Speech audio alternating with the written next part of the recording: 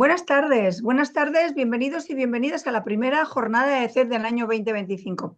Hoy, dentro del sectorial de salud, hablaremos de adicciones y de su relación con la salud mental, a cargo de la asociación In Recovery. El alcohol es la sustancia psicoactiva más consumida por la población española, según una encuesta sobre alcohol y drogas realizada a población de entre 15 y 64 años. Normalmente las personas pasan de largo por esta situación sin que les afecte gravemente, pero en otras ocasiones el consumo pasa a ser una dependencia grave y esto se convierte en alcoholismo. Le puede pasar a cualquiera, nos puede pasar a cualquiera de nosotros, y el verdadero peligro reside en la falta de conciencia de las consecuencias del consumo del alcohol. Lo tenemos tan instalado en nuestra sociedad y tan normalizado. Pero nos preguntamos en esta jornada, ¿es un tema de salud mental? ¿Las personas con problemas de alcoholismo derivan en patologías de salud mental? ¿Qué es antes? ¿El alcoholismo? ¿La patología? ¿Hay predisposición al alcoholismo? ¿Puede prevenirse? Estas y muchas preguntas más se van a plantear en este momento, en esta jornada, con expertos profesionales, testimonios en primera persona y la asociación In Recovery, que nos mostrará su trabajo y sus vivencias. Quiero recordarles, por último, que esta jornada será grabada a partir de estos momentos y será colgada íntegramente en nuestro canal de YouTube mañana. En estos momentos pueden activar la función de subtítulos, mostrar subtítulos para las personas con discapacidad auditiva. Y ya, ahora sí, paso el testigo a Manuel León, que es responsable de comunicación de la asociación In Recovery, que moderará esta jornada. Buenas tardes. Buenas tardes, Mar. Bueno, lo primero, muchas gracias a Mar y a todo el equipo de Z, los que están detrás cubriendo la sesión y bueno, todo el trabajo que ha habido para que hoy podamos estar aquí. Bueno, Mar me ha presentado, hoy en día soy vocal de In Recovery, estoy desde casi el inicio, en el momento T igual a 0+1, casi al principio. Entré con motivos profesionales en la asociación y bueno, la causa me cautivó y ahora pues bueno, dedico una parte importante de mi vida a esta asociación. Está con nosotros Yolanda Salamanca, que es nuestra presidenta, una mujer que lidera nuestra asociación, que lidera los proyectos, que nos señala el camino. Y bueno, una mujer que representa los valores de recovery de superación de esta enfermedad. Está con nosotros también Ulises Gómez Pinedo, que además de ser miembro también fundador de la asociación, es investigador en el área de salud. También Borja Fuentes, que es miembro de la asociación desde el principio y hoy está aquí en calidad bueno, para darnos su testimonio. Y finalmente está con nosotros el doctor Gabriel Rubio, que es quizá, además de fundador, el cerebro de la asociación, psiquiatra, catedrático de psiquiatría en la Universidad Complutense de Madrid y jefe de servicio bueno, de psiquiatría en el Hospital 12 de Octubre y últimamente además podcastero, ¿no? Con algunas obras que tienen que ver con alcohol y con recuperación. Bueno, que están llegando muy bien a la sociedad. Y es que para nosotros es muy importante hacer una buena comunicación y llegar bien al público. Para nosotros es muy importante hoy poder, de la mano de ECET, divulgar todos los mensajes que queremos divulgar, porque precisamente esa necesidad de información o de formación de las ideas en que creemos es parte de la esencia y parte del motivo de que In Recovery exista y sea lo que es, poder dar difusión a mensajes sobre qué es la adicción, cómo abordarla, dónde están los límites y entenderlo bien. Una cosa que es bastante compleja en una sociedad en la que el alcohol parece ser el rey muchas veces.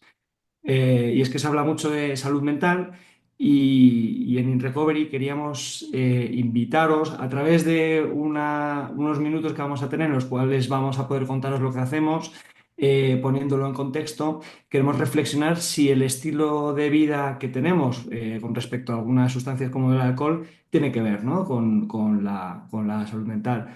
Bebemos mucho, sabemos cuánto es mucho, sabemos que es una relación saludable con el alcohol. Hace unos años cuando recibí la llamada de Gabriel, que me contó el proyecto, empezamos una conversación que aún dura hasta hoy y que versa sobre la importancia de que no solo existan asociaciones que hacen una labor fantástica cuidando del individuo, sino que exista, bueno, un proyecto como es el nuestro que trabaje pues, por los intereses del colectivo, pues de cara a otras instituciones como CED, de cara a medios de comunicación, prensa, instituciones, investigación, la universidad. Y por eso estamos un poco hoy aquí, por eso queremos contároslo y queremos hacerlo además de la mejor manera, que es empezando de la mano de nuestra de nuestra presidenta Yolanda Salamanca, que nos cuente pues, nuestra esencia. Después Ulises nos acompañará en un recorrido de los últimos años, todos los proyectos que hemos puesto en marcha, que hemos hecho. Borja nos dará su testimonio y Gabriel pondrá el broche con el qué viene ahora, que son muchas cosas. Y nada, si iremos avanzando. Todos los oyentes que quieran comentar alguna cosa o quieran dejar alguna pregunta, creo que el chat está abierto y habilitado para que podáis dejarlo ahí, lo atenderemos al final y lo dicho, vamos a por ello. En primer lugar, explicar el porqué de la asociación, cuál es nuestra esencia, cuáles son nuestras motivaciones y te invito, Yolanda, que nos cuentes. Pues sí, muchas gracias, Manu, por la presentación. Y también muchas gracias a CED por darnos este espacio de encuentro y darnos voz para hacernos visibles a la sociedad, ¿no? Bueno, InRecovery nace como asociación en el 2020 y nuestra esencia, como bien dice Manu, es informar y romper el estigma sobre todo lo relacionado con el consumo del alcohol y ayudar en la reinserción de estas personas y sus familias, que esto ya es algo que hacen algunas asociaciones, ¿no? Con muy buenos trabajos de fondo, pero nosotros queremos ir un poco más allá, ¿no? Queremos que la sociedad sepa lo que es el alcoholismo, ¿no? Porque también la sociedad padece y es víctima de los efectos, ¿no? De las adicciones.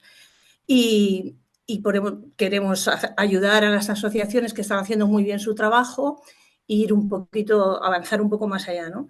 Pensamos, o sea, nuestro pensamiento es que es un problema que es cosa de todos, que es social. ¿Qué pasa? Que hay un profundo desconocimiento. O sea, la sociedad todavía tiene como muy interiorizado esa visión de la persona alcohólica que, señor tirado en un banco con un tetrabric de vino, no puede pensar que su vecino de al lado, que es enfermero o pueda tener un problema de alcohol, ¿no? Incluso ahora que se oye un poco más, se está dando un poco más voz, hay gente que dice, ay, ¿por qué ha salido tal artista hablando, no? Parece que es cosa también del artisteo, ¿no? Que la población general no sufre y padece este problema. Y no es así. O sea, somos la sociedad en general, sobre todo en España, muy consumidores de alcohol y con muchos problemas, ¿no? Y bueno, no quiero ser negativa, ¿no? Nosotros estamos aquí para ayudar, ¿no? En la recuperación de los trastornos mentales, como son las adicciones, y hacer que sea un problema de toda la asociación, o sea, de toda la sociedad, no crear algo individual, que sea un problema solamente de la persona que lo padece y de su familia, ¿no? Contamos también con muchos profesionales, muchos de ellos desde el altruismo más puro y duro, pero volvemos a lo mismo, queremos que esto sea más extensivo, ¿no? Somos la única asociación de España que no se centra solo en el individuo, sino que valora esos trabajos individuales que se hacen y de asociaciones, pero que tenemos como objetivo ser una asociación de asociaciones, ser algo más grande y representar los intereses de todos ellos. No sé si te he contestado o quieres que profundice un poco más. Bueno, Yo quiero que profundice un poco más, Manu, ¿eh? Porque a lo mejor, Yolanda, hay gente que nos está escuchando y que dirá, bueno, estos de InRecovery igual es que tienen un centro o un hospital donde tratan a las personas, a los familiares. Yolanda, ¿tenemos un centro? No, no tenemos un centro, no. Tenemos una oficinilla ahí que nos prestan, pero no tenemos un centro donde pueda ir la gente a tratarse, ¿no? Pero sí que tenemos la capacidad de poder, si alguien a través de la página web nos escribe, pues poderle recomendar algún lugar de tratamiento, alguna asociación en función de su necesidad momentánea, ¿no? Somos también ese enlace, ¿no? para derivar a otros sitios, ¿no? Claro, porque, Acompañar a las personas claro, que porque la sufren su gente, adicción y las claro, familias, ¿no? tú como eres la presi, Yolanda, pues cuentas, ¿no? Lo que hay que contar, pero habrá gente que a lo mejor diga, bueno, ¿y estos por qué en el 2020, en plena pandemia? Bueno, pues para la gente que no nos conoce es porque siempre ha habido asociaciones que se encargan de ayudar a la persona con adicción, pues al alcohol o a la heroína o a la cocaína o a lo que sea, y siempre ha habido profesionales que hemos estado muy próximos, ¿no? O que nos dedicamos desde el punto de vista clínico en nuestros hospitales, donde sea, pero en un momento dado decidimos que el mundo de las asociaciones y el mundo de los clínicos era insuficiente. Y entonces miramos a Estados Unidos y nos dimos cuenta que en Estados Unidos nos llevaban 15 años de ventaja. Es decir, que allí el movimiento In Recovery no era una cuestión solo de paciente y su familia, el clínico, el psicólogo, el médico, sino que era una cuestión de toda la sociedad. Es decir, que no se trata de tratar a una persona con adicción, se trata de ayudar a aquellas personas que pueden estar teniendo problemas con recuperación, y cuando digo ayudar es que los abogados nos ayuden, que los señores que trabajan en la prensa nos ayuden, que las personas que trabajan en las... Es decir, la recuperación de las personas, de las familias con problemas de salud mental, con problemas de adicciones, es un problema de toda la sociedad. Y ese es el movimiento que Yolanda, por eso nosotros no tenemos un centro de tratamiento, porque la gente que se está tratando seguramente está en buenos lugares. Nosotros lo que queremos es poner un poco de orden en todo ese movimiento por la recuperación. Queremos poner ciencia y experiencia, y que no solamente estemos los que siempre hemos estado, los pacientes y los familiares, sino que estén pues cualquier persona de cualquier ámbito, de cualquier estamento, que considere que quiere echar una mano por la recuperación. Ahí tiene a Yolanda, nuestra presidenta, con los brazos abiertos, ¿no, Yolanda? Más o menos. Pues sí, de hecho, los socios fundadores venimos de distintos ámbitos, ¿no? Tenemos poetas, tenemos personas comerciales, médicos, psicólogos, abogados, o sea, Abogados. tenemos personas de distintos ambientes, que es lo que ha hecho un poco más rico, ¿no? esta asociación. Y de hecho, muy en la línea de lo que está diciendo Gabriel Rubio, no nos quedamos en el plano clínico, médico, psicológico. Luego van a hablar más en profundidad, ¿no? Pero uno de los estudios que hicimos, que fue precioso, que era un consenso sobre qué es en realidad la recuperación. Las personas que tenemos un problema con el alcohol, resulta que sí, te puedes tener una atención médica, tus transaminasas ya están bien, ya se te ha amueblado un poquito el cerebro, pero ¿y ahora qué? Resulta que no hay espacios de ocio saludables en los que uno pueda ir tranquilamente. Yo personalmente me he encontrado, pues no sé, ¿qué hago ahora? Voy a bailes de salón y detrás todo el mundo a tomar algo de alcohol. Es como que eso nos dio más cuenta todavía de la necesidad que hay, ¿no? Que al conocer lo que es la recuperación, que no solamente es algo clínico, sino que va más allá, ahí cojeamos mucho como sociedad y necesitamos mucho, y por eso estamos aquí, ¿no? Y bueno, mis compañeros van a contar todos los proyectos que hemos hecho. Para mí, fundamental es de informar, tener una sociedad informada y saber que el alcohol con el que convivimos en muchas ocasiones desde la adolescencia es muy fácil entrar en él, y luego para algunas personas, no para todas, pero para algunas personas es muy difícil salir de él, ¿no? Nosotros decimos siempre mucho que la sociedad nos empuja a consumir, pero luego cuando estamos en el pozo no nos apoya tanto para salir. Hay un estigma grandísimo. Bueno, ya no te quiero ni contar cuando hay, por ejemplo, una discapacidad asociada al consumo, o cuando se es mujer, o cuando se es extranjero, o cuando, o sea, tenemos un problema social importante. Y bueno, llevamos desde 2020, hemos hecho cositas que ahora os iremos contando. Y bueno, en definitiva esa es nuestra esencia, ¿no? Representar los intereses de las asociaciones que viven por y para esto, y de informar a la sociedad en general sobre alcoholismo. Yolanda, informar es muy importante, y a veces pedimos a la sociedad bueno, pues, que actúe de determinada manera cuando quizá no tiene toda la información. Hace poco surgió el debate de si tiene sentido recomendar un consumo responsable de alcohol, recomendárselo a personas que a lo mejor no tienen toda la información, ¿no? Porque para tomar una decisión responsable parece necesario tener información suficiente para saber tomar esa decisión. Este comunicado, por ejemplo, salió de InRecovery porque hubo algunos asuntos de actualidad en los cuales pues, nos pareció pertinente. En InRecovery tenemos una relación permanente con prensa e informamos sobre los asuntos en los que creemos bueno, que hay que esclarecer. Y muchas veces es muy complicado porque, Yolanda, cuando tú vas al supermercado, por ejemplo, el bombardeo publicitario, o cuando enciendes el televisor, la cantidad de mensajes, ya no solo en publicidad, sino en cualquier serie o película que pongas, entonces parece que hay mucha información y es complicado poner orden. Porque, Sí. Yolanda, si una persona empieza a sentir que tiene una relación extraña con el alcohol, desde InRecovery, ¿qué le podríamos recomendar?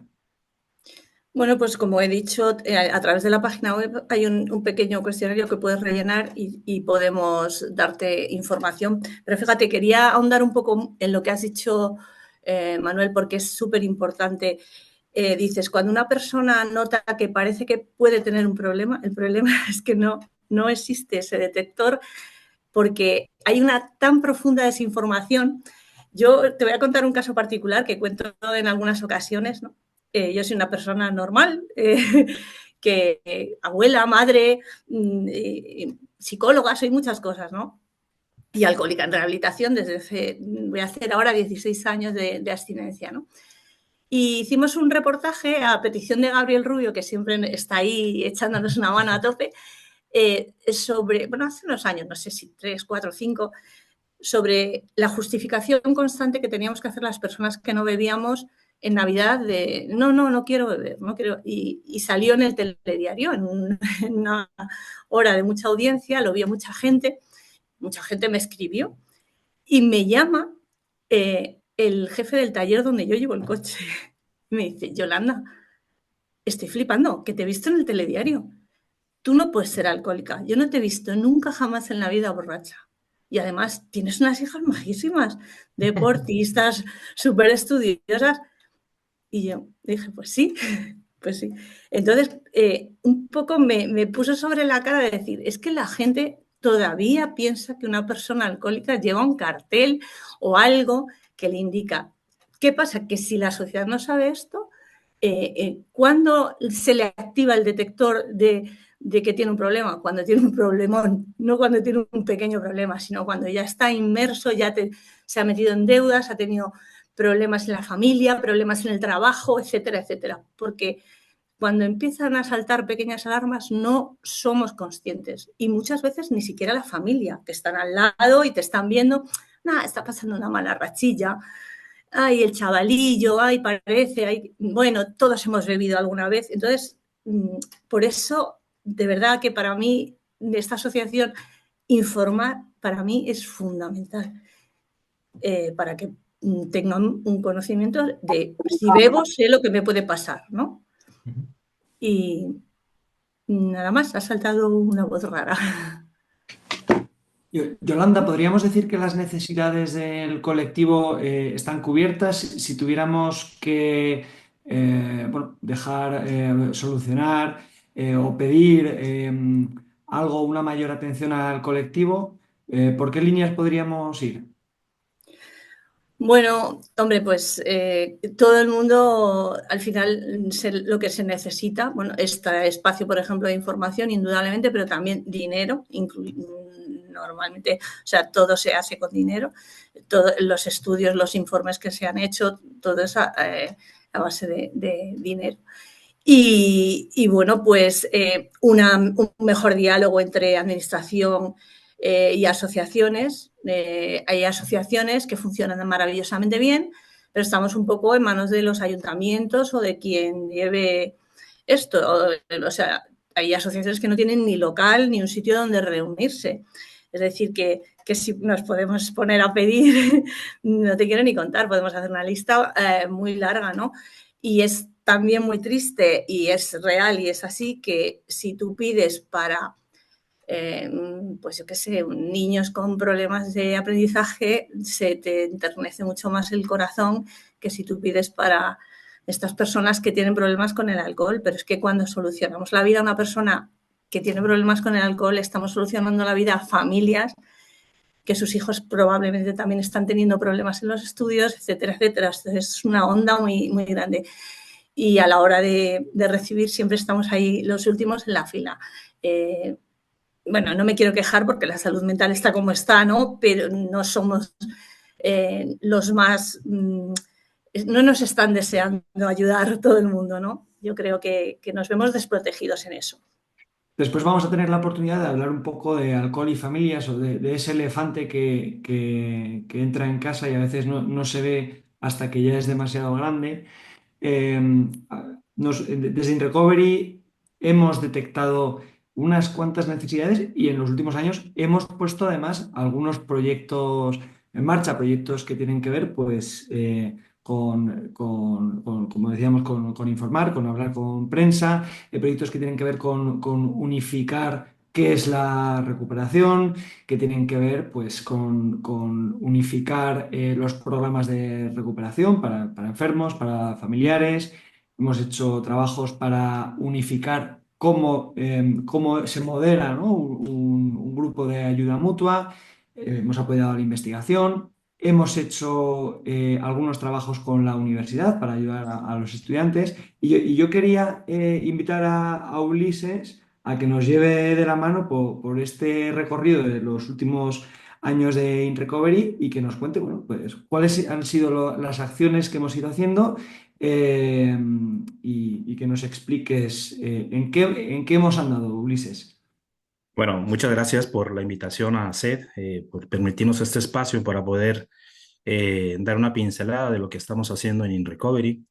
Yo tengo la suerte de pertenecer a este colectivo y como ya comentó ampliamente Yolanda y también Gabriel, eh, la finalidad de conseguir que la sociedad tenga una conciencia de lo que es el alcoholismo y que sepa que que uno puede tener o estar a tiempo de poder de detectar un posible caso de adicción es de suma importancia. La comunicación, la divulgación, el estar presente en los medios de información es importante. Hay un estigma real sobre lo que es el alcoholismo y esto hay que derrubarlo, hay que tumbarlo. Muchas veces la sociedad debe estar preparada para reinsertar a la persona alcohólica y incorporarla a un mercado laboral y darle una segunda oportunidad. No enjuiciarlo como si fuera un vicioso sin remedio, sino que es una persona que tiene una enfermedad. El alcoholismo está reconocido como una enfermedad mental. Ahora, pero esto no podemos hacerlo solo. Sabemos que la prensa juega un papel muy importante en la toma de decisiones en la sociedad y no solamente en la sociedad, sino a nivel legislativo y también en políticas de salud. Por lo que hemos hecho dos proyectos muy bonitos en relación con la Asociación de la Prensa de Madrid, que es una de las mayores asociaciones periodistas de España y aparte es muy longeva, está fundada en 1895 donde nuestro interés es que comparta con nosotros y generar las bases para poder tener un diálogo correcto ante la sociedad en referencia a romper ese estigma que he comentado anteriormente. El otro proyecto, este proyecto se firmó en el 2021, pero un año más tarde, en base a este proyecto, nos enfocamos a generar una herramienta que fuera de utilidad no solamente para nosotros, sino para todo el mundo del periodismo. Generar una guía que nos pueda servir para poder comunicar de una forma correcta lo que es el alcoholismo y la enfermedad alcohólica y su tratamiento. Esto nos permite tener una homogeneidad de criterios en la prensa escrita y no escrita que permite tener una cercanía y romper estigmas sobre lo que es la enfermedad alcohólica en nuestra sociedad. Otro de los puntos de interés que tenemos en InRecovery es no solamente tener esa visibilidad en la prensa, sino también esa asociación con la prensa, sino también, ¿por qué no?, con las fuentes públicas responsables de la salud, participando con ellos. El tercer proyecto que tuvimos fue la presentación del primer Consenso Nacional del Alcoholismo y la Recuperación, donde comentó Yolanda, es un estudio muy bonito porque ahí se sacaba de 500 pacientes y sobre todo, una de las cosas preciosas de este estudio es que fue hecho por profesionales de todos los ámbitos. Tuvimos profesionales, trabajadoras sociales, psiquiatras, médicos de familia, atención primaria, hospitales, o sea, fue muy enriquecedor. ¿Qué buscábamos aquí? Bueno, saber qué es la recuperación tanto para profesionales como para enfermos. ¿La recuperación qué es? ¿Dejar de beber? ¿Cerrar la botella? ¿O empezar con un nuevo estilo y proyecto de vida? Empezar a poder tener esas herramientas que nos permiten poder hacer frente a problemas sin tener que recurrir a un consumo de alcohol. Empezar a tener una conciencia de enfermedad en la sociedad, de las personas que somos y que son adictas al alcohol. Entonces, esto nos permite saber qué es la recuperación. Y nos dimos cuenta que cada persona tiene un proceso distinto en la recuperación y que no todos son iguales y que, bueno, que lo que podemos saber en este momento de que, pues, el consenso que se ha hecho es un consenso único a nivel España.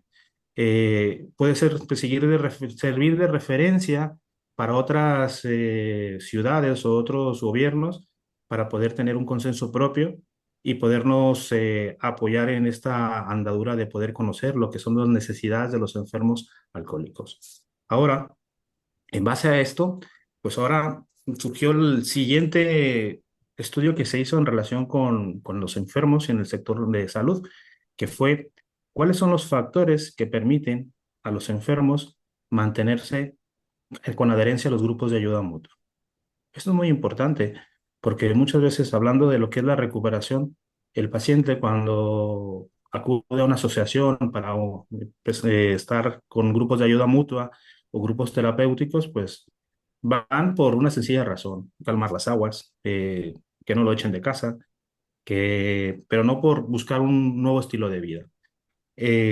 Una vida libre, plena, sin tener consumo de alcohol, mantenerse en abstinencia y tener un cambio de vida y un nuevo estilo de vida. Entonces, el conocer qué nos permite a los enfermos alcohólicos mantenerse en los grupos de ayuda mutua es de suma importancia porque nos va a dar las herramientas necesarias para poder saber qué estamos haciendo bien y qué estamos haciendo mal. Yo creo que esto se hizo con 100 pacientes, creo que eran 100 pacientes, ¿no, Gabriel? Sí, sí, sí. 100 pacientes en el Hospital 12 de Octubre, Sí. con el apoyo de Gabriel Rubio, que fue quien fue dándole seguimiento por 3 meses y que pues en este estudio podemos concluir 3 puntos importantes. El estudio desprende que las personas que abandonan el tratamiento tienen una creencia de que la evolución de su enfermedad depende de ellos. Eso es, piensan que solamente me voy a curar porque yo quiero, que no es crónica, que simplemente es algo pasajero y que el tratamiento no es útil. Eso es importante tomarlo en cuenta. El segundo punto que, como lo comenté, es el primer estudio en España que se enfoca a entender eh, por qué hay abandono en los pacientes en el tratamiento. Algo de gran importancia porque si podemos evitar que suceda el abandono, pues podemos tener una mayor integración de una persona con problemas de alcoholismo o enfermedad alcohólica a la sociedad. Y el último punto es que, pues bueno, es un estudio pionero también, igual que el otro, que permite tener herramientas nuevas para conocer el impacto de los grupos de ayuda mutua en la recuperación de las personas. Ahora, el siguiente proyecto es un proyecto muy novedoso. Como decía, como comentó Manu hace unos días, empezó en una facultad y ahora estamos en varias universidades. Es un proyecto que se llama Campus in Recovery, que es una herramienta para proteger la salud mental de la comunidad estudiantil. ¿A qué está enfocado? Pues sabemos primero que la salud mental es una problemática creciente en nuestra sociedad y que hay estadísticas que dicen que habrá un porcentaje importante de alumnos de universidades o institutos o colegios que por problemas del consumo de alcohol no terminarán la escuela o abandonarán sus estudios y eso pues impacta directamente en nuestra sociedad. ¿Eh? Por lo que pues, se propone una herramienta diseñada por expertos del ámbito de ingenieros, médicos, psicólogos, para poder detectar áreas donde podría tener riesgo de desarrollar un problema y establecer las estrategias para mejorar el bienestar de toda la comunidad estudiantil. Era muy sencillo. Primero se llegó con una facultad de una de las universidades de más grandes de España, por conducto de Gabriel Rubio, y se hizo un estudio piloto en una facultad de medicina. Entonces, ¿qué pasó? Pues primero fue una entrevista que tenía muchas facilidades para que no diera pereza hacerlo. Primero era algo rápido que podía hacerse, tan rápido que el 74% de las personas que lo empezaban a hacer la encuesta lo terminaban. Es algo importante que no se cansaran al hacerlo. Eh, desde había un buen feedback entre el recovery y el cuerpo docente de la escuela, o sea, había una muy buena relación. Eso permitió, pues bueno, que esto no solamente fuera aplicable a estudiantes, sino a toda la comunidad universitaria que lo quisiera. ¿Y qué nos daba esto? Pues nos daba herramientas para poder tender, para poder saber monitorizar, saber qué sensibilidad tenían los estudiantes sobre el consumo o adicciones en general. Y esto tenía tener datos que nos podían servir tanto a nosotros como a la comunidad y al rectorado para saber si ellos querían tomar alguna decisión en enfocar la salud mental de su comunidad estudiantil hacia una necesidad específica. Proponer ellos ser agentes de cambio y proponer ellos si ellos querían ser partícipes de evitar caer en adicciones de su comunidad estudiantil y ayudarlas a tener otras alternativas que les pudieran venir bien. Yo creo que las áreas que se enfocaron fueron las fortalezas emocionales, las conductas y las adicciones, la alimentación, la ansiedad, la depresión y el estrés, la incidencia suicida y el uso de pantallas. O sea, eran una serie de medidas que enfocaban las principales adicciones que contamos ahorita en nuestra sociedad. La ventaja de todo esto es aparte de que teníamos datos anónimos y que en ningún momento se iba a haber comprometido la integridad de la persona. ¿Eh? Nosotros teníamos la posibilidad de generar un informe con datos anónimos porque en ningún momento de la entrevista se le pidió ningún dato personal a la persona, al individuo entrevistado. Entonces, yo creo que otra de las ventajas, que no quiero que se me olvide porque aquí tengo uno de los culpables, es que se generó un informe de expertos. Con toda esta información, Gabriel Rubio y su equipo de trabajo generó un informe que daba una radiografía, por así decirlo, un listado de cómo se encontraba la salud mental de esa institución, de esa escuela, de esa facultad. ¿De quién vamos de la mano con esto? Pues en esto fuimos de la mano gracias a Universia, que nos ayudó facilitándonos el acceso a las universidades.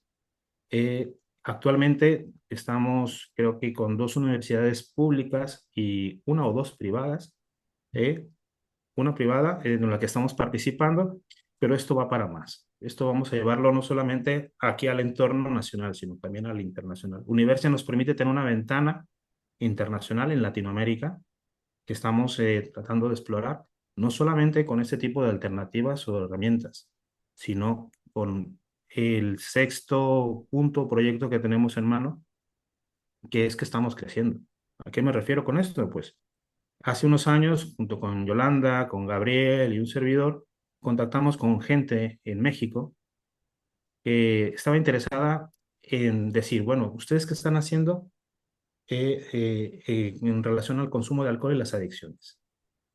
Dijimos nuestras estadísticas, el programa que tenemos un programa científico respaldado, eh, y lo compartimos con ellos.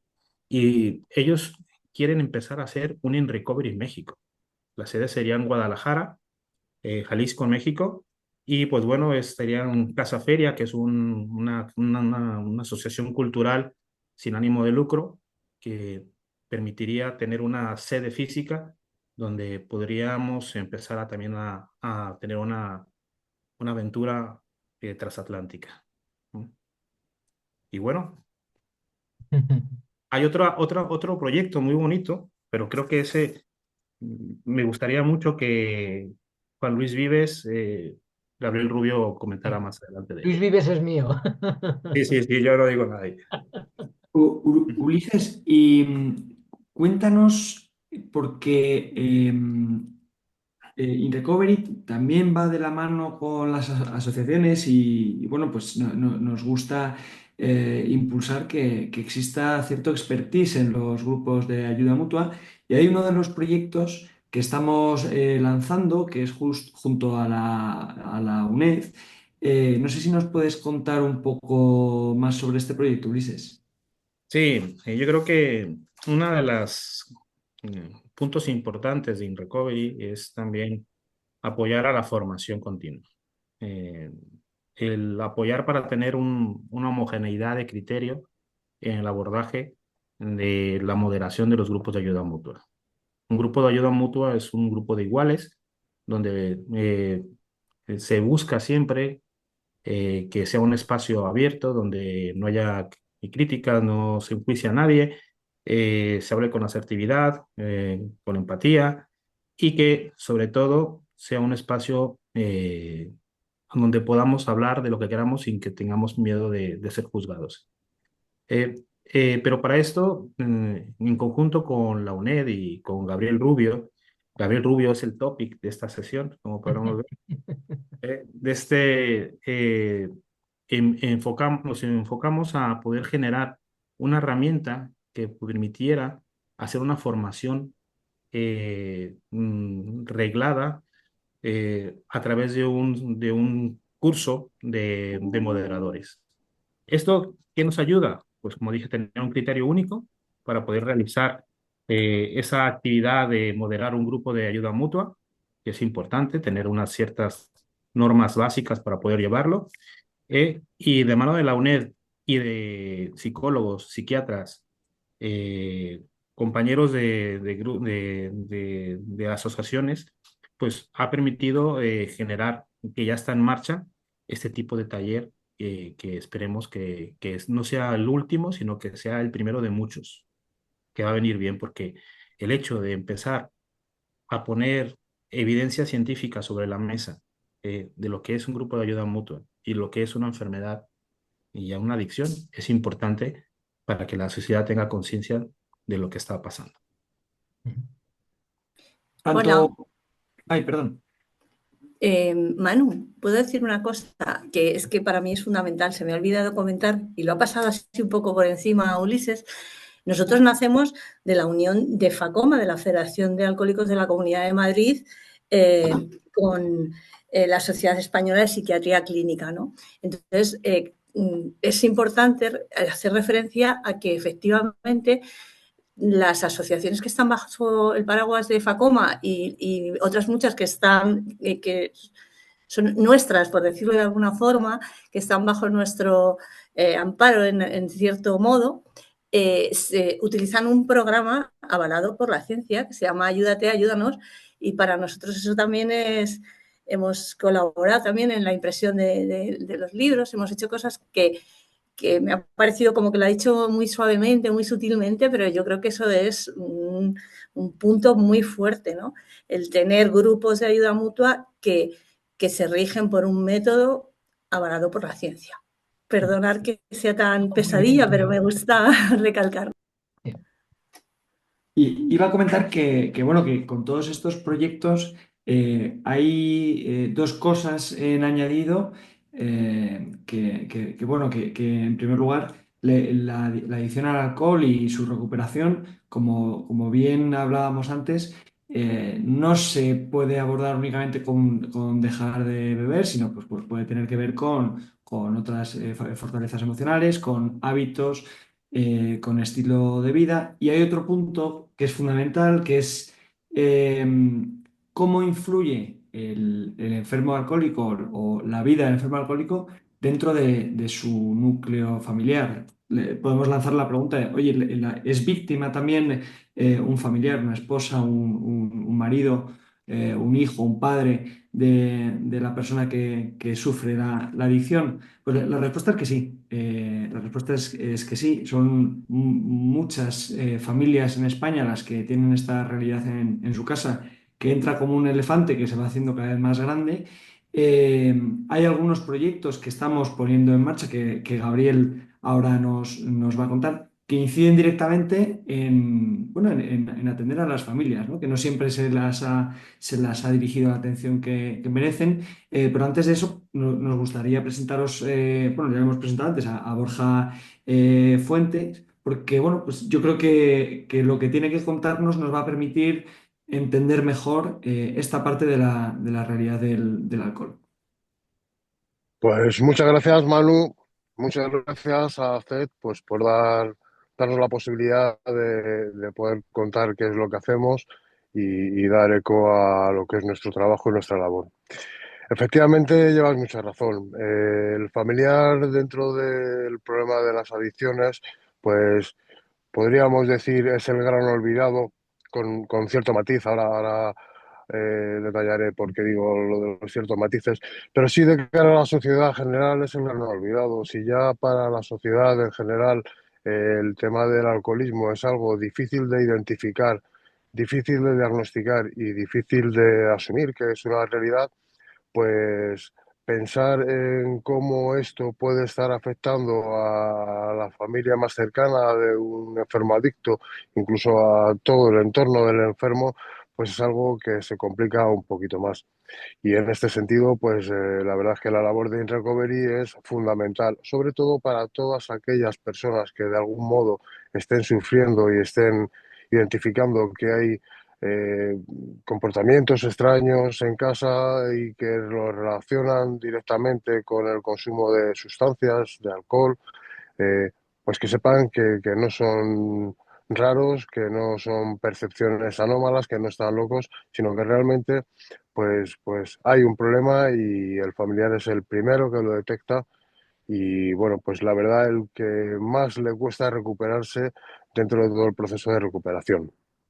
Eh, pues como decía, InRecovery es sensible a esto, es sensible cuando una persona empieza a notar comportamientos extraños en su familiar, comportamientos irascibles, falta de puntualidad, faltar a la verdad, faltar a asumir determinadas responsabilidades que en el día a día pues todas las personas afrontamos. Y todo esto lo empieza a relacionar con el consumo de sustancias, pues la reacción del enfermo, que es el que más le cuesta identificar y ponerle nombre a lo que le está ocurriendo, siempre suelen ser reacciones pues evasivas, en cierto modo manipuladoras, ¿no? Y la sensación del familiar, pues en muchas ocasiones pasa por decir, oye, a lo mejor mi percepción es anómala o me estaré volviendo loco o tal vez estaré viendo fantasmas donde los hay o tal vez lleve razón. Oye, eh, el hecho de que el consumo de alcohol sea una práctica tan normalizada en nuestra sociedad hace que en muchas ocasiones el familiar se haga estas preguntas. El proceso que sufre un familiar a lo largo del desarrollo de la enfermedad, de su enfermo o adicto, de la persona con la que convive, pues suele ser un proceso en el que empiezan a surgir las primeras alarmas cuando se detectan estos comportamientos en cierto modo anormales o ilógicos. El comportamiento del enfermo, la trayectoria del enfermo empieza a captar la atención del familiar y el familiar empieza a tener reacciones que tampoco son normales. El familiar empieza a mentir pues para ocultar los consumos de su familiar, el familiar empieza a tener una visión distorsionada de la realidad, empieza a normalizar y dar por normales determinadas cuestiones que no lo son, pero todo esto al final confluye en que toda la atención del familiar se desvía hacia ese enfermo. Y esto significa que cuando toda la atención está desviada al enfermo, la atención hacia uno mismo pues se pierde. Y una de las características que más nos encontramos cuando los familiares llegan a las asociaciones y llegan al colectivo es que la autoestima está pues por el suelo, pero está por el suelo porque todos los cuidados, toda la atención, todo va a girar en torno al enfermo. Y el familiar se olvida que es una persona pues con su integridad, con sus necesidades y con una vida por delante. Entonces, ofrecer un espacio donde el familiar primero comprenda qué es lo que está ocurriendo, se le ponga nombre a las cosas, comprenda que lo que está ocurriendo es que su familiar es un adicto, es un enfermo, es una enfermedad con unas características, es una enfermedad mental, como muy bien se está diciendo, y a partir de ahí, de haber comprendido que nos encontramos ante una enfermedad, comprender cuál ha sido su papel durante el periodo que han estado los consumos, de qué manera se ha ido deteriorando su autoestima, de qué manera se han ido abandonando responsabilidades que uno para su persona tiene y para el entorno más cercano que le rodea, pues todo lo que depende de uno mismo también se iba abandonando y comprender que en el momento en que se aborda el problema, pues es una labor de reconstrucción. El enfermo tiene que hacer su trabajo, tiene que comenzar a reconstruir su vida y tiene que empezar, pues, por supuesto, a abandonar los consumos y empezar a construir su vida en torno a una serie de hábitos saludables y un estilo de vida distinto, pero el familiar también. El familiar tiene que comprender que con su sufrimiento no ayuda en el proceso de recuperación ni de su enfermo ni de la familia. Y tiene que centrar, y esto cuesta mucho, a los familiares les cuesta mucho entender que su mejor aportación en todo este proceso es cuidarse uno mismo y empezar a reconstruir esa vida, empezar a prestar atención a nuestras necesidades, a nuestros gustos, a las cosas que queremos hacer. Y bueno, pues todo esto es algo que desde fuera del colectivo es muy difícil de comprender y de entender y que gracias a asociaciones como las que componen In Recovery, pues el enfermo tiene su sitio, pero el familiar también, que es una pieza, como decía al principio, muy importante, pues tiene un espacio donde comprender qué es lo que ha ocurrido y donde empezar a reconstruir esta vida. Precisamente, Borja, te iba a preguntar, ¿existe un proceso de recuperación también para el familiar y que efectivamente hay grupos de ayuda para familiares? ¿Un familiar cómo debería actuar? Ya no solo para con su familiar enfermo, sino él mismo como víctima, ¿qué pasos debería tomar para iniciar este proceso de recuperación?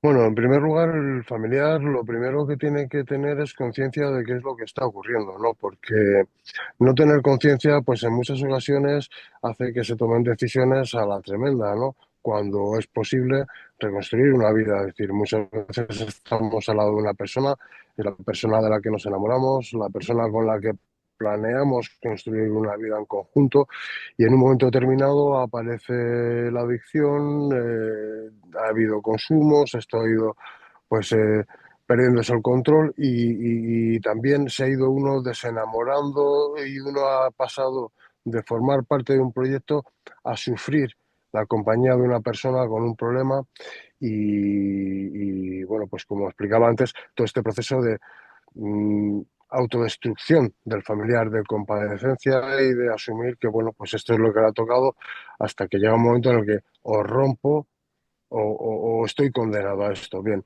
al llegar a la asociación, a las asociaciones en Recovery, el familiar tiene su espacio y tiene una serie de grupos donde también acude, donde se reúne con otros familiares, donde cuenta su testimonio, donde escucha qué es lo que han vivido el resto de familiares con sus distintas realidades, pero al final con muchos puntos en común y donde aprende que a partir de haber identificado el problema y a partir de empezar a trabajar para sí mismo, bueno, pues las cosas van cambiando. Esto no significa que se vaya a salvar todo lo bueno que se pueden recuperar, otras que no se pueden recuperar.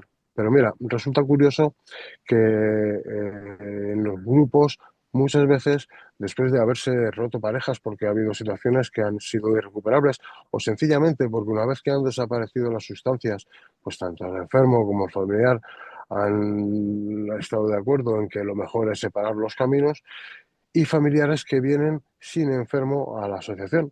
Están viniendo porque han encontrado un espacio donde poder hablar de sus problemas, de lo que esto ha representado para ellos en la vida y donde tienen la posibilidad de compartir su testimonio con el resto de compañeros, escuchar otras experiencias y bueno, pues ir construyendo, ir generando esa recuperación tan necesaria para todas las personas, pero para los enfermos, o sea, perdón, para los familiares de los enfermos particularmente. Esto Borja, de verdad que es una... Sí, decía, me parece súper importante lo que resalta Manuel, porque todas aquellas personas que nos estén escuchando y que estén pasando por un proceso parecido, cuando decía somos los grandes olvidados, bueno, en el colectivo no, ahí era el matiz que quería hacer. Dentro del colectivo tenemos el mismo protagonismo que tiene el enfermo, porque el familiar es la primera alarma, el primer indicador y es aquella figura que durante todo el proceso, pues también muchas veces sirve como indicador de qué ocurriendo. Bueno, pues toda esta aportación es fundamental. De hecho, estadísticamente está demostrado que todos aquellos enfermos que abordan su recuperación acompañados de un familiar, la probabilidad de éxito es muy superior a los que la emprenden solos. pues Borja, muchísimas gracias. Lo que queda clarísimo es que existen grupos para apoyar a los familiares y que el primer gran reto es la detección, tomar conciencia de ese problema. En Recovery no nos hemos olvidado de este aspecto y de hecho tenemos algún proyecto incipiente bueno, que llega ya y estoy seguro de que Gabriel tiene mucho que contarnos al respecto. Borja, muchas gracias. Damos paso a Gabriel para que nos hable sobre los proyectos que vienen en Recovery, que tienen mucho que ver con el cuidado del familiar. Muchas gracias. Bien, pero Borja, vamos, gracias por tu testimonio. Pero para la gente que nos puede estar viendo ahora en directo o dentro de unas horas a través del canal de YouTube, hay cosas que tenéis que saber. En Recovery no tenemos un centro de tratamiento. En Recovery somos un grupo de personas que nos dimos cuenta un día que los pacientes y los familiares estaban a un lado y los profesionales estábamos en otro. Los puntos de unión, el hospital, el centro de salud, la asociación, pero, pero éramos muy pobres. ¿Por qué? Porque solamente estábamos las personas que estaban afectadas y los profesionales que estábamos ayudando en el tratamiento. Y eso era insuficiente. Entonces, In Recovery surge desde la idea de que solamente profesionales, pacientes y familiares son pocos. Necesitamos más gente. En un país como el nuestro, en un país donde hay buen tiempo, hay buen clima, hay buena comunicación, somos extrovertidos, falta espíritu asociativo. Entonces, cuando Mar y Albert nos dieron la oportunidad de contarles lo que hacíamos, pues hay veces que no es fácil de entender. ¿Por qué? Porque ¿cómo explicar a la gente que nosotros no nos dedicamos al tratamiento? Nosotros lo que nos dedicamos es a escuchar, a ver, a estudiar y a recomendar, ¿no? Y en ese escuchar, ver y recomendar, pues son las cosas que Manu, que Yolanda y que Ulises nos han contado, ¿no? Es decir, que lo que necesitamos, a la gente que nos puede estar escuchando es, oye, si os interesa algo de lo que estáis escuchando aquí, ¿no? Oye, meteros en nuestra página y mirar, ¿no? Y si algo os interesa, llamarnos, porque lo que necesitamos son manos, manos que nos ayuden a seguir estudiando, a seguir investigando. Por ejemplo, antes comentaba Ulises, ¿no? InRecovery ha hecho el primer consenso español de, con profesionales de qué es la recuperación de una enfermedad como la adicción al alcohol. ¿Y eso para qué ha servido? Bueno, ha servido para publicarlo. Dos, ha servido para ir al ministerio. Tres, ahora vamos a publicarlo en una revista de medicina interna. Es decir, lo que tenemos que convencer a los médicos, yo también soy médico, es que ¿qué es la recuperación? La recuperación no es dejar de beber. La recuperación de alguien que fuma marihuana no es dejar de fumar marihuana. La recuperación es un proceso más complicado, más complejo, más largo, que no depende tanto del clínico, del psicólogo, depende fundamentalmente de la persona, de la familia y del resto. Y dentro de ese resto, pues está un empresario como Albert, una persona inteligente como Mar, alguien del sindicato, un colegio. Es decir, necesitamos manos, necesitamos ideas, necesitamos ayuda para que la gente entienda qué es la recuperación del paciente, del familiar. Pero no solamente hablamos del alcohol y del alcoholismo. Por ejemplo, qué es la depresión, ¿no? Es decir, ¿cuánta gente hay deprimida crónica, ¿no? ¿Y qué hacemos? Bueno, pues uno va a su médico, va a su psiquiatra, le dan un antidepresivo, va al psicólogo, va a una psicoterapia, vale, y eso sirve para un grupo de personas. Y para los que no sirven, ¿qué hacemos? Ah, te tocó, es eso. Bueno, pues hay alternativas. Entonces, en InRecovery no solamente trabajamos por la recuperación de las personas que tienen problemas con el alcohol, con la cocaína, con la metanfetamina, trabajamos también con asociaciones y con profesionales que quieren ayudar en la recuperación de la depresión, del trastorno bipolar, porque hay una relación entre las sustancias y los otros trastornos mentales, ¿no? Entonces, dicho esto, para que se entienda que lo que necesitamos son manos, ayudas, ideas, ¿no? Eh, los proyectos que habéis contado están fenomenal, pero llega un momento donde ya somos capaces o vamos a ser capaces de introducirnos en las universidades para que los alumnos sepan cómo están de su depresión, de su ansiedad, de sus ideas de suicidio, de si consumo mucho, poco, regular de esto, ¿vale? Pero cuando el alumno ya sabe eso, ¿qué ocurre? Bueno, pues ahí están sus decanos, sus rectores, que tendrán que decirnos, oye, ¿y ahora qué hacemos? Les podemos ayudar a las universidades a poner en marcha proyectos desde la universidad para el estudiante y desde el estudiante para la universidad. Es decir, que nosotros lo que queremos hacer es tejido social. El otro día nos preguntaba Albert, oye, ¿y vosotros en las empresas seríais capaces de? Pues claro que seríamos capaces de. Es decir, podemos ayudar a los empresarios, a los sindicatos, a que sean capaces de darse cuenta qué está pasando con diferentes problemas psicológicos en los trabajadores y que el sindicato, los trabajadores, digamos, el empresario, facilitar, bueno, la detección, facilitar el tratamiento. Por ejemplo, en el 12 de octubre viene gente a tratarse porque su jefe, que no es una mala persona, que es un bendito o es una bendita, su jefe le deja que venga los jueves o los viernes de 8:30 a 10 a tratarse al 12 de octubre y ya recuperará esas horas. Es decir, de lo que se trata es de buscar manos e ideas. Entonces, dentro de los proyectos que habéis comentado, desde luego nuestra, digamos, nunca tendremos palabras suficientes de agradecimiento, desde luego, para Albert y para Mar, pero también, por ejemplo, para el grupo del Banco Santander de Universia, porque nos han permitido, han creído en una idea nuestra y nos han permitido ahora poder llegar a decenas de universidades españolas para ofrecerles ese vehículo que tiene que ver con que el alumno, sin dar su nombre a nadie, se mete en la página de su universidad y se hace un autochequeo. Y en función del autochequeo, el estudiante decide qué tiene que hacer, ¿no? Con nuestra ayuda, ¿no? Entonces, el proyecto ahora que cuando se lo contábamos a Mar y al ver, nos dijeron, esto tenéis que contarlo a la sociedad. Eh, nosotros, aparte de este consenso que hicimos con los profesionales, hicimos qué piensan los pacientes de qué es la recuperación y qué piensan las familias. Y ahí fue cuando nos dimos cuenta que en España hay 3 millones de personas, sí, sí, no me he equivocado, 3 millones de personas que directa o indirectamente están afectados por una enfermedad que se llama adicción al alcohol. Gabriel, ¿exageras? No, no exagero nada. En este momento hay en tratamiento en torno a 600.000 personas por problemas serios de alcoholismo. 600.000 es un tercio de la realidad que está debajo.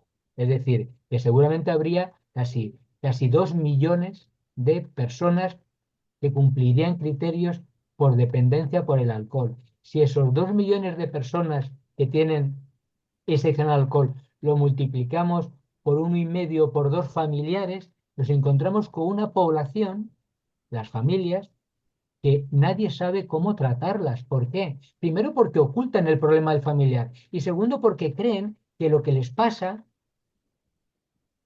no es problema suyo, que lo que me pasa es que porque mi marido bebe, lo que me pasa es porque mi hijo, no, lo que te pasa es porque estás viviendo en una familia, querido o querida, donde hay una enfermedad que os afecta a todos los miembros de la familia. Y lo que antes estaba describiendo, o tú describías muy bien, Borja, es decir, se trata igual a una mamá, a un señor, a un hijo que tiene un problema de depresión y está conviviendo con un padre o una madre con dependencia por el alcohol. No, no se trata igual.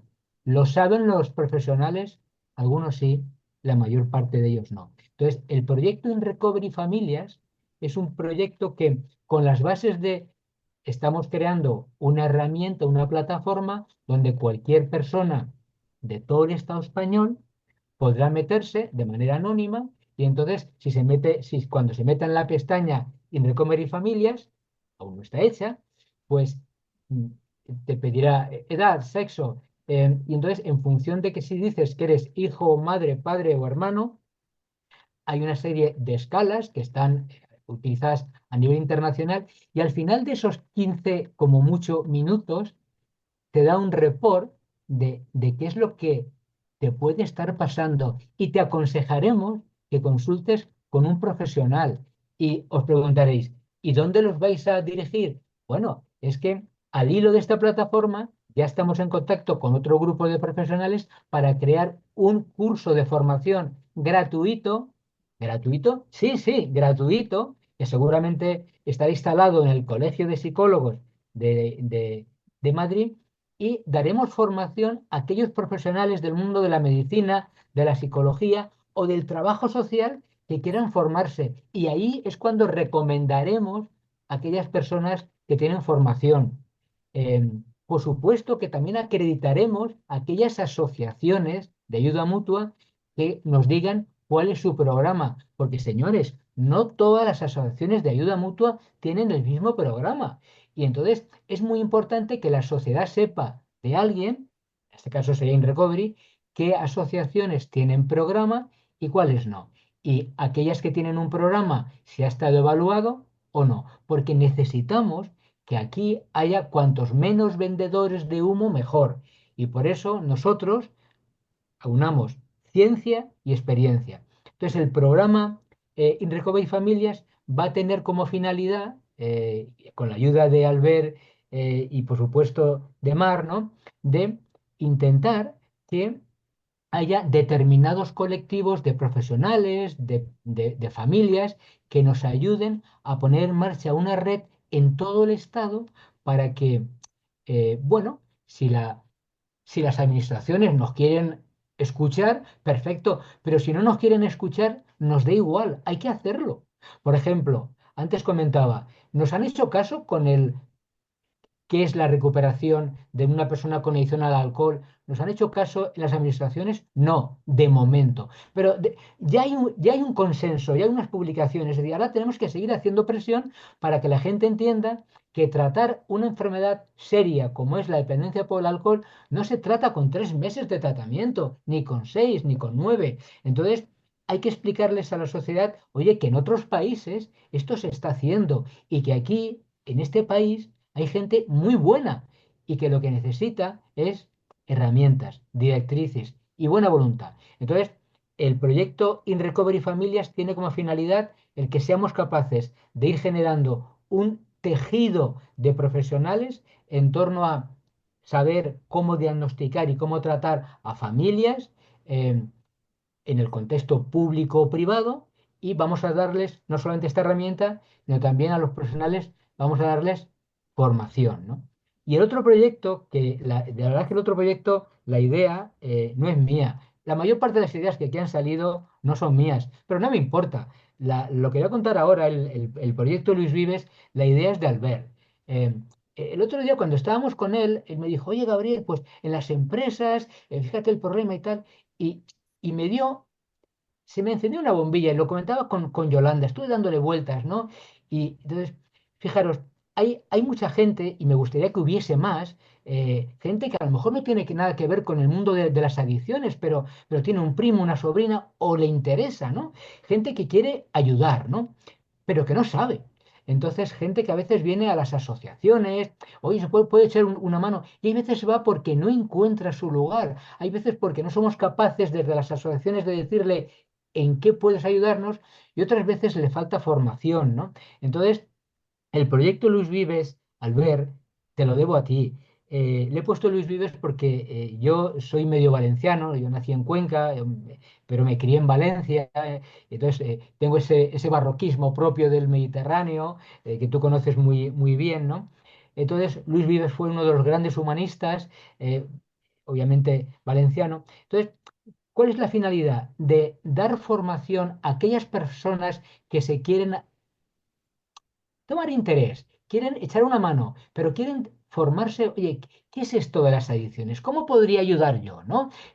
Bueno, pues estamos dispuestos y tenemos capacidad para formar a grupos colectivos, trabajadores sociales, amas de casa, pescaderos, empresarios al ver, ¿no? Es decir, podemos dar formación para que ellos en sus pequeñas cuotas, sus pequeñas parcelas, puedan echar una mano desde la empresa, desde las asociaciones, para que cuando vayan a una asociación de Sevilla, de Cuenca, de Guadalajara, de Girona, pues oiga, mire, es que yo hice este curso, yo estaba interesado porque me he enterado que aquí, es decir, necesitamos crear un tejido social que se saque las manos de los bolsillos y que se arremangue, como decimos a veces, y que quiera colaborar. Porque eh, realmente nos hacen falta. Porque como antes decíamos, el asunto de la recuperación, fijaros a los que nos estáis oyendo, eh, ¿qué entendemos los clínicos por una recuperación de una enfermedad tan seria como la adicción al alcohol, la adicción a la marihuana, la adicción a la metanfetamina? Pues que la recuperación es un proceso que tiene unas fases y que unas fases está uno muy acompañado del técnico, del psicólogo, del médico, pero hay otros momentos donde tiene que estar uno acompañado ¿de quién? De sus iguales, del vecino, de la panadera, del empresario.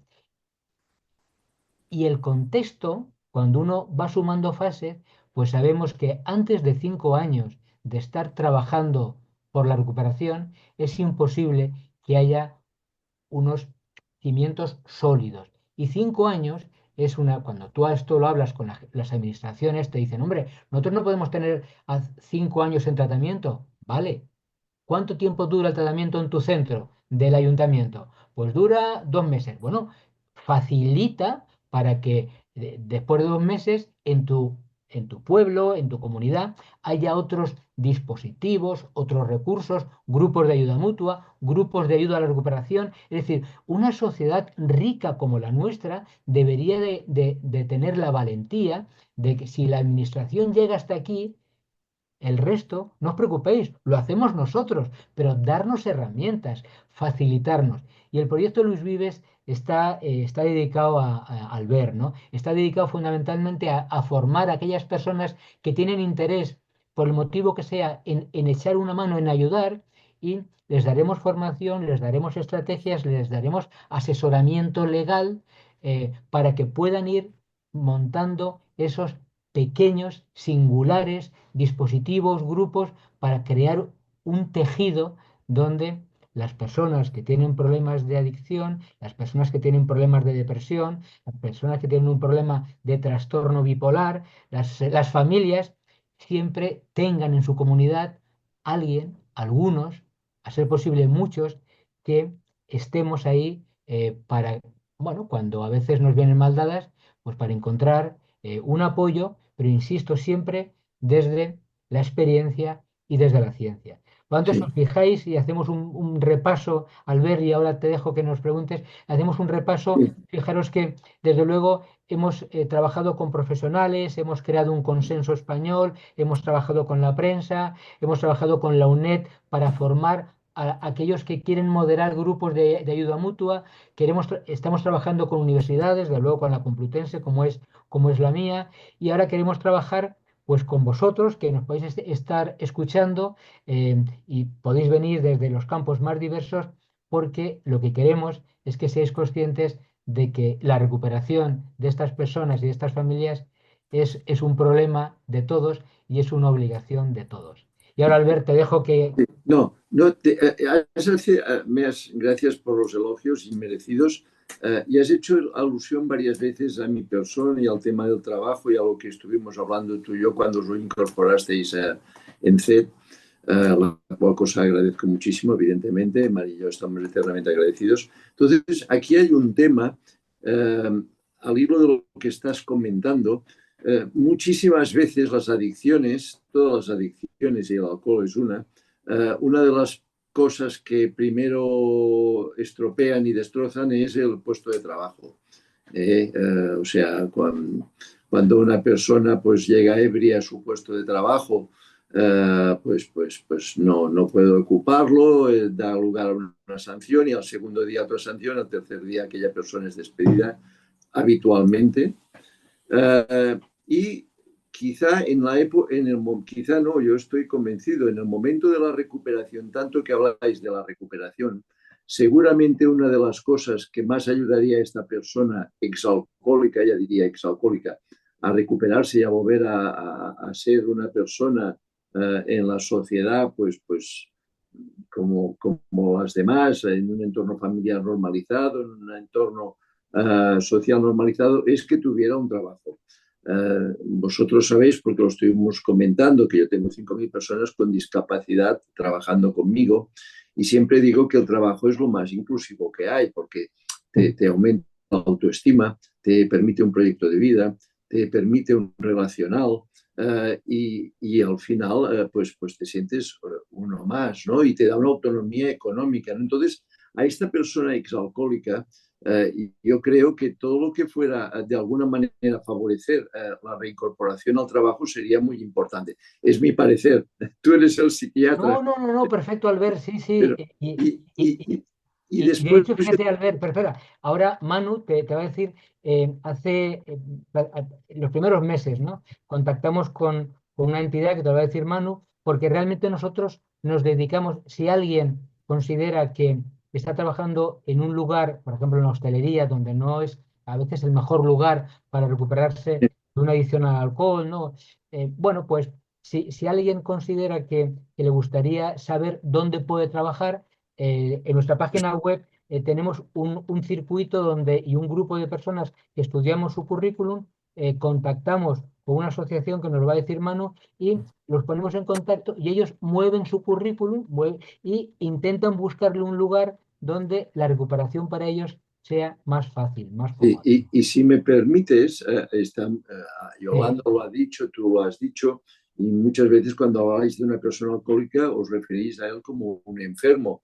Miriam ha hablado de si de alguna manera la patología dual, que sabéis que es la adicción junto con una enfermedad mental anterior, la contempláis o qué opináis. Esto era una pregunta que ha entrado por el chat.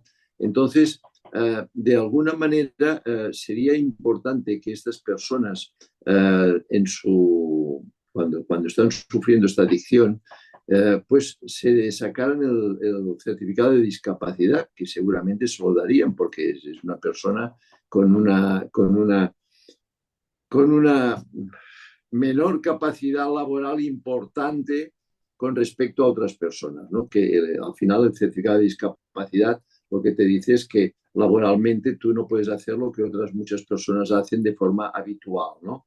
Entonces, en el momento en que salta la chispa y la familia, que la familia padece tanto como el enfermo, y empieza aquella reanudación de querer volver a ser una persona como antes eras, este certificado de discapacidad te abre la puerta a más de 2.000 centros especiales de empleo que de alguna manera la van a acoger a esta persona con los brazos abiertos para que vuelva a trabajar. Y esta persona se volverá a sentir una persona igual a las demás personas de la familia, llegará a casa con su salario y tendrá unos compañeros de trabajo que no tenía.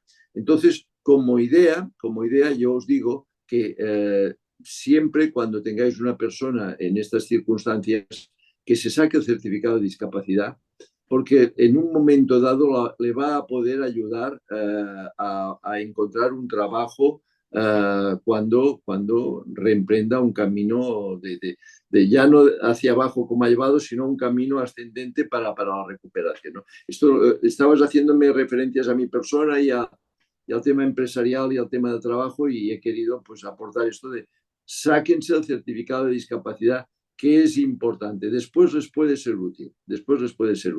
Y te dejo continuar, por favor, que te he cortado. no, pero fíjate, Albert, lo que dices es perfecto. Pero fíjate, has dicho algo que hay veces cuando en los diferentes lugares donde yo he podido trabajar llevando un programa de alcohol, hay un 10% de los pacientes que acuden a nuestro programa. Es verdad que siempre he trabajado en hospitales donde los pacientes son más graves. Hay un 10% al ver que lamentablemente tienen un deterioro cerebral provocado por el alcohol y otras drogas. En el caso de las mujeres, alcohol y tranquilizantes. En el caso de los más jóvenes, alcohol, metanfetamina, cocaína. Pero hay un daño cerebral al ver irreversible. A diferencia de una demencia, un Alzheimer, donde el deterioro va progresando hasta que el paciente se muere, en el caso de los deterioros provocados por droga, mientras consumas drogas, el deterioro va en aumento, pero si paras, se estabiliza. Y si paras y pones en marcha determinadas estrategias, mejoras un poquito. Pero desgraciadamente, al ver, hay un 10% que cumplirían criterios de una demencia alcohólica. Y Ya. ahí es cuando justamente le decimos a la familia, mire, oiga, hay que pedir una discapacidad porque su marido o su mujer tiene varias enfermedades y algunas de ellas le han generado un deterioro y ha cotizado durante muchos años y tiene derecho a que ser reconocido y a recibir una pensión como cualquier hijo de vecino. Por lo tanto, lo que tú dices, esa parte de poder volver al trabajo y hay veces que no por el deterioro, fíjate, al Ya. ver un hombre de 50 años o una mujer de 50 años con un deterioro muy importante, hay veces que no puede regresar, pero bueno, pero tiene derecho a ese reconocimiento. Sí, pero te diré una cosa, de las 5.000 personas que te decía que yo tengo trabajando, más de 2.000 son personas con discapacidad intelectual o enfermedad mental. Es decir, lo que pasa que sí que te doy la razón, evidentemente, porque sabes más que yo, que ante determinados grados de discapacidad, las capacidades laborales son nulas o prácticamente nulas. Pero con un deterioro cognitivo, si no es muy acusado, Lo que sí que va a suceder es que no va a poder recuperar su anterior trabajo de encargado de no sé qué, administrativo, técnico, de lo que fuera, pero trabajos más manuales, más repetitivos, trabajos en grupo, trabajos que están tutelados por un supervisor, este tipo de trabajo sí que lo va a poder hacer. Entonces, evidentemente ha sufrido un daño laboral irreversible, pero esta persona puede salir cada mañana a las 7 de la mañana a trabajar, está durante 8 horas, 7 horas, 6 horas, 5 horas, porque no todas las personas con enfermedad mental, por ejemplo, pueden aguantar una jornada de 8 horas, pero puede salir a trabajar y llegará cansado a su casa y entonces cansado descansará y se normalizará. Es decir, es mejor que salga de casa a trabajar y se canse, perdonad cómo me estoy expresando, que no que esté en casa todo el día sin hacer nada. Porque entonces, vaya, yo no sé vosotros, pero yo aguanto muy mal el estar en casa sin hacer nada. Tengo que estar siempre activo, ¿no? Entonces es importante esto. Y esto que decías tú, has puntualizado que la formación para las empresas, los empresarios, de lo que supone detectar, por ejemplo, pues cuando una persona empieza a tener, al menos me ha parecido entenderlo así, una inclinación o una adicción hacia el alcohol. Piensa que, por ejemplo, nosotros en mi empresa, que si comentamos personas con discapacidad y sin discapacidad son 9.000, nosotros tenemos planes de prevención del suicidio, porque tenemos personas que de alguna manera interactúan, o sea, son las unidades de apoyo, ya verás, el nombre técnico es unidad de apoyo, que interactúan con nuestros trabajadores y han de saber detectar la prevención, han de saber detectar las ideas suicidas y de alguna manera, ante una situación en donde tienes delante una persona con ideas suicidas, con conductas suicidas, has de saber actuar y has de saber qué decir y qué hacer. Y esto es importante. Pero es tan importante que incluso te diría yo, empresarialmente es egoísta saberlo. No hace mucho salía en prensa que una empresa ha sido condenada, me parece que con sentencia del Tribunal Supremo, que ya quiere decir que sienta jurisprudencia, a más de 1 millón de euros de responsabilidad, de daños, porque de alguna manera con su actuación aquella empresa no supo prevenir que aquel trabajador pues iba camino de suicidarse, ¿no? Entonces evidentemente, suicidarse es peor que quizá una adicción al alcohol, pero si pudiéramos llegar en las unidades de apoyo de los centros especiales de empleo o en las empresas que tienen también a veces temas de hoy en día, una de las cosas que nos pasa en las empresas es el absentismo. Cada vez el absentismo es más importante y cada vez es más importante por temas de salud mental. Entonces, las empresas empezamos quizá tarde, y algunas no han empezado, estas están peor todavía, pero empezamos a trabajar el tema de la problemática mental de nuestros trabajadores y de que estén trabajando en las mejores condiciones posibles, ¿no? Entonces, saber detectar también en aquel trabajador, evidentemente, no que ya tenga ideas suicidas, como decía, sino saber detectar problemáticas que a lo mejor está padeciendo o está empezando a padecer y que si fueran atacadas a tiempo, debidamente y tal como se ha de hacer, pues aquella persona quizá cejaría en su conducta adictiva y no llegaría a perder el trabajo y no llegaría a romper la familia. Esto también sería importante. Si en esto me ha parecido que estáis empezando a querer trabajar de cara a las empresas, pues esto sería un tema importante porque ya te digo, empresas un poco grandes y un poco bien estructuradas y tal, todas ya de alguna manera estamos viendo estos trabajos, estos aspectos, pero claro, no sabemos lo que tendríamos que saber. Quiere decir que vuestra ayuda y la ayuda de entidades como la vuestra, esto sería también muy valioso. Pues Y esto, para eso hemos nacido, Albert, para eso hemos nacido y estamos aquí. muy bien, muy bien. Muy bien. Yo si me permites, antes decías que a lo mejor la administración o el Estado no está dando el apoyo que tendría que dar a entidades como la vuestra de prevención de las conductas adictivas. Yo te diré que estamos en un momento complicado. Es decir, yo creo que si no hubiera entidades como vuestra asociación, como CET y como otras muchísimas entidades, pues la situación sería mucho peor. Pero no quiero ser demasiado optimista. Mira, yo he estado 2 días en Madrid, he llegado hoy, esta tarde, y por esto me he conectado 10 minutos tarde a Barcelona. Y ayer estaba con el representante de una asociación de discapacidad visual. Hay más de 1 millón de personas, 1.080.000 personas, nos decía, prácticamente con discapacidad visual muy importante, no se trata de llevar gafas, que están desatendidas por la sanidad pública y por entidades de la discapacidad, están absolutamente desatendidas.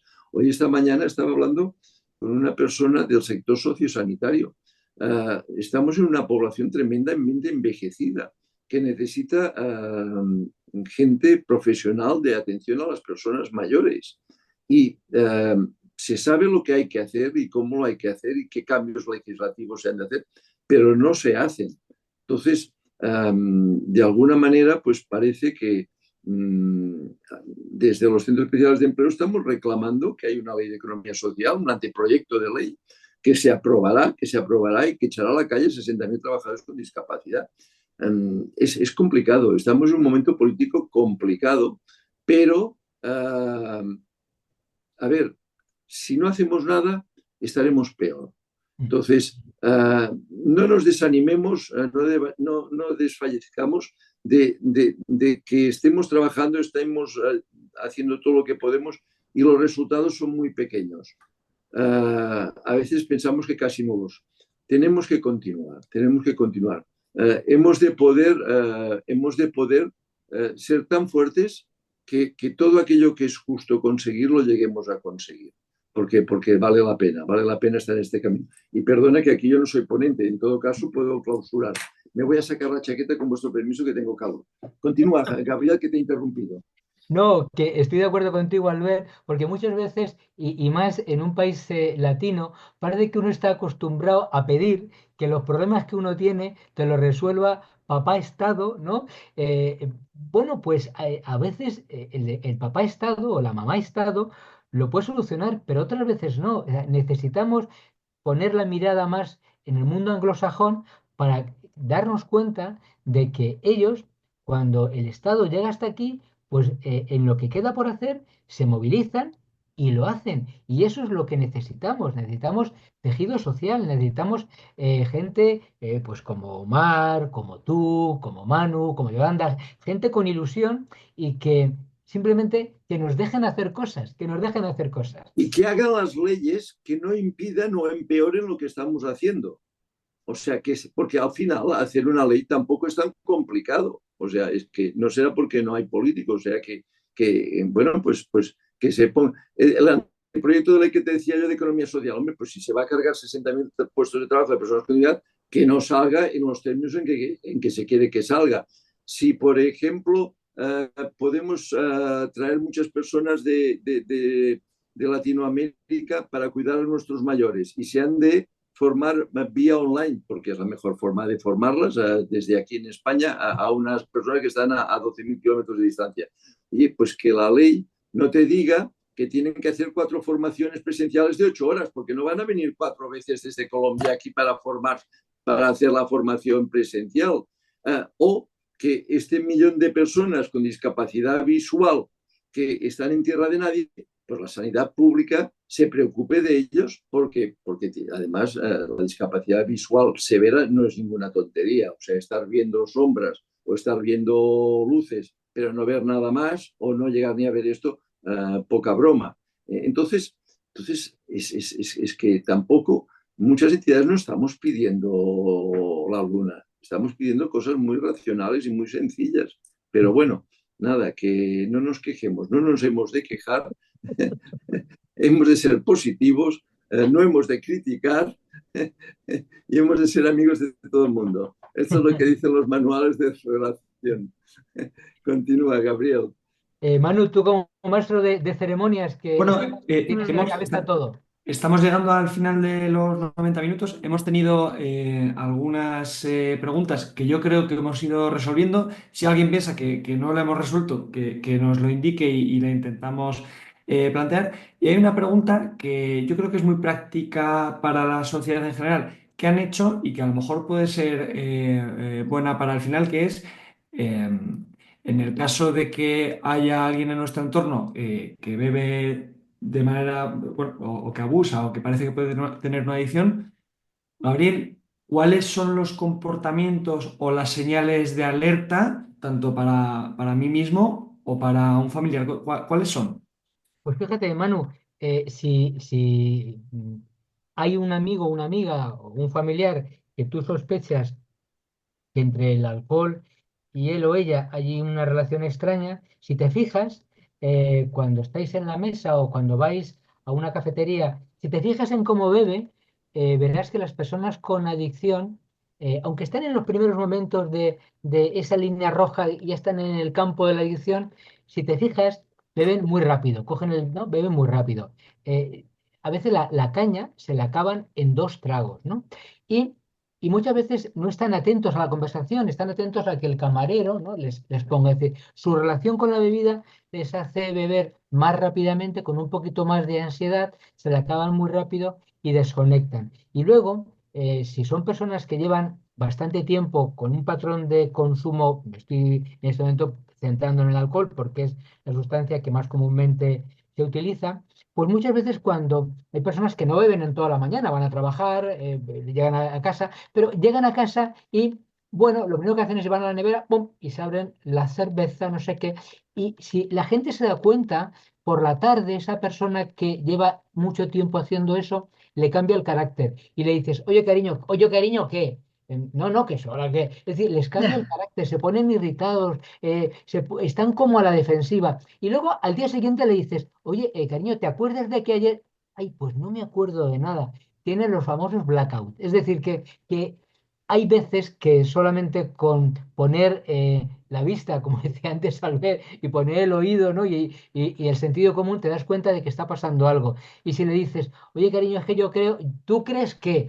Mal asunto. No, cariño, te iba a decir que creo que entre el alcohol y tu vida hay una relación rara. Siempre estás con lo mismo. Pues prácticamente sería la pregunta del millón. Me acabas de confirmar, cariño, que creo que entre el alcohol tú y yo hay una mala relación. Vamos a ir al médico. Y se va al médico. ¿Y es la adicción el único riesgo del alcohol? ¿O puede haber un alcohólico de fin de semana? ¿O el abuso del alcohol también reporta problemas importantes, sobre todo en los más jóvenes? Malos tratos en la familia. Cuando una persona está bebida, pues hay veces que contesta de una manera con unas formas que no son las más adecuadas. Y los malos tratos psicológicos están ahí, ¿no? Y luego también, pues embarazos no deseados, lo que contaba Albert, las bajas laborales, afectiva laboral, los problemas serios en la carretera, accidentes también en el puesto de trabajo, embarazos no deseados, dejar tu profesión, tu carrera universitaria, es decir, que la adicción es uno de tantos problemas que están en el contexto del consumo de drogas, pero a veces no es el mayor, no es el más grave. Antes decía Albert, porque el suicidio, pues efectivamente, el 15% de las personas con adicciones graves acaban perdiendo la vida por el suicidio, o sea que a veces no es la adicción lo más grave. Bueno, pues no sé si alguien tiene alguna cosa más que añadir. Hay una persona que pregunta sobre inscribirse en el curso Luis Vives. Gabriel, Lo sacaremos, lo sacaremos, lo eso sacaremos. iba a decir que vas a tener mucha expectación con este curso. Sí, Decirle además, que Luis Vives se lo merece, ¿eh? Luis Vives se lo merece. es que sepáis que ser socio de CEF también implica que esos proyectos también nos los tenéis que contar, lógicamente, y los Hombre, trasladamos y los visibilizamos desde CEF, ¿vale? Realmente los sacamos y los hacemos públicos, los pasamos a los socios y eso es. así, bueno, pues como hay una oyente que lo está pidiendo, pues habrá seguramente otras entidades, como hay en CED otras entidades de salud mental, y también ahí está la Federación de Patología Dual. Hay una pregunta que te han hecho por ahí, Gabriel, como que no has hablado de patología dual, o que si algo así, ¿no? No me acuerdo ahora cómo era la Bueno, pregunta. pero ¿sabes por qué, Mar? Porque, fíjate, cuando yo empecé en esto, era muy joven, tengo un poco más de pelo, pero no creas que mucho más, ¿eh? Pues, bueno, pues en aquella época la mayor parte de personas con adicciones pensábamos que lo fundamental era la adicción. Y hubo en Europa, en Estados Unidos y en España un divorcio entre los psiquiatras y la gente que nos dedicamos a las adicciones. Y ese divorcio, si me apuras, todavía persiste hoy, ¿no? Entonces, una manera de tender puentes entre los dos colectivos, los que se dedicaban a las adicciones y los que se dedicaban a los otros trastornos mentales, fue crear lo de la patología dual. La triste realidad hoy, Mar, es que el 80% de las personas con adicciones tienen también otro problema, también otro trastorno mental asociado, y la patología trial, y también tienen otro problema de enfermedad médica asociada. Es decir, que hay veces que quedarnos en lo dual sigue siendo muy reduccionista, muy pobre. Las personas somos más ricas que todo eso, no nos podemos, pero en fin, lo de la patología dual fue el puente que sirvió para unir aquellos colectivos que por culpa de aquella disociación, quien lo pagaba eran los pacientes, porque no eran ni bien tratados en un sitio ni bien tratados en otro. Afortunadamente las cosas están cambiando, y los que nos dedicamos al mundo de la psiquiatría cada vez somos más, digamos, duales, y los que se dedican al mundo de las adicciones pues tienen que ser obligatoriamente cada vez más duales. Sí, Claro. Hombre, yo creo que igual perdón, Albert, yo creo que el concepto quizás probablemente sea, yo no lo sé, te estoy hablando desde el desconocimiento, el que se pueda aunar la rehabilitación o el tratamiento, el abordaje hacia lo que es no solamente adicción por un lado, porque conocemos concretamente, yo conozco la Comunidad de Madrid, que existen unas unidades de adicciones solamente y unidades solamente de salud mental, ¿no? El que se pueda tú lo sabes mejor que yo, te lo voy a contar. Entonces, realmente el que se pueda abordar de una manera conjunta, porque tú me estás diciendo que es verdad que no solamente dual y trial, y con muchas más patologías probablemente que son conexas al alcohol o a las drogas, ¿no? Entonces, Fíjate, Mar, respecto a esto, pero fíjate, Mar, el País Vasco, los psiquiatras del País Vasco nunca sufrieron esa disociación de gente que se dedica, y entonces ellos en la red de salud mental del País Vasco atienden a todos los pacientes, sean consumidores de drogas o no. Pero ejemplos como el País Vasco notables, pues no fueron seguidos por otros colectivos, ¿no? Y, pues, por ejemplo, nuestra comunidad, la Comunidad de Madrid, es una de las últimas que se está incorporando a crear esos puentes de unión entre las dos redes, ¿no?, de tratamiento. Por una parte, las personas y las familias que tienen graves problemas de adicciones, y pacientes y familias con graves problemas de salud mental. Pero bueno, yo estoy convencido de que este puente de lo dual al final acabará siendo una patología multifactorial, pero con un tratamiento integrador. de hecho lo está diciendo por ahí la presidenta de Fede Padual, ¿no? Dice que está de acuerdo con el doctor Rubio, que entiende que el problema de adicciones es multifactorial, ¿no? Y nosotros desde CED, me parece que lo comentamos también cuando nos vimos presencialmente en Madrid hace un tiempo, también denunciamos que hay muchas personas con droga y enfermedad mental, con alcohol y enfermedad mental, con trastornos de la conducta, agresividad y enfermedad mental, que acaban en la cárcel, que por su